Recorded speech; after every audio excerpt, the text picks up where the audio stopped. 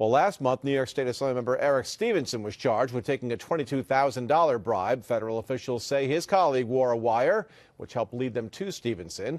When our Capitol correspondent Pat Bailey caught up with Stevenson, he was very concerned that he had already been presumed guilty in the court of public opinion, especially in his home district of the Bronx. Are you innocent? Yes, sir. But travel to the Bronx and talk with the people who put Assemblyman Eric Stevenson in office, and they are not so sure. Were you shocked by what you heard? Yes, because I voted for him. Well, I think it's really messed up, and I think he deserves to go to jail. If he's guilty? Yes, he is. If he is, yes, go to jail. Sir, do your time. It's like everybody else. I just hope that he didn't do it.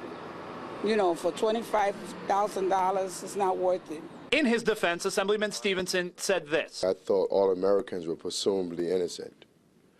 And we'll fight this in court, and I'll fight to be exonerated, and I'll fight for my innocence. But there's another player in this alleged case of corruption, Assemblyman Nelson Castro, also of the Bronx.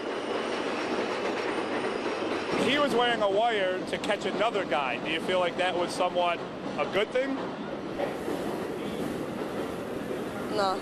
In the U.S. Attorney's complaint against Assemblyman Eric Stevenson, it says former Assemblyman Nelson Castro had been wearing a wire while in Albany for 4 years. In his resignation letter, Castro said that he continues to work with the U.S. Attorney's office on this case and, quote, others. Assemblyman Castro was assisting the feds as part of a deal to escape his own perjury charges. He cut a deal to get himself out of trouble. Exactly. So that's why I said he's just thinking about himself. As long as he wasn't caught in the middle, that's all he cared about. It doesn't matter if he wore a wire or not.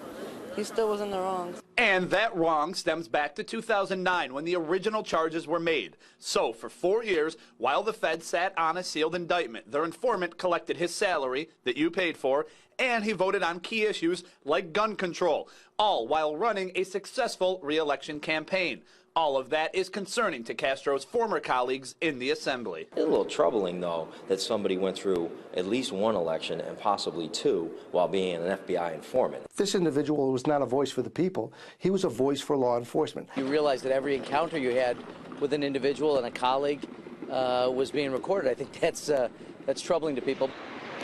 In the Bronx, Pat Bailey, CBS 6 News.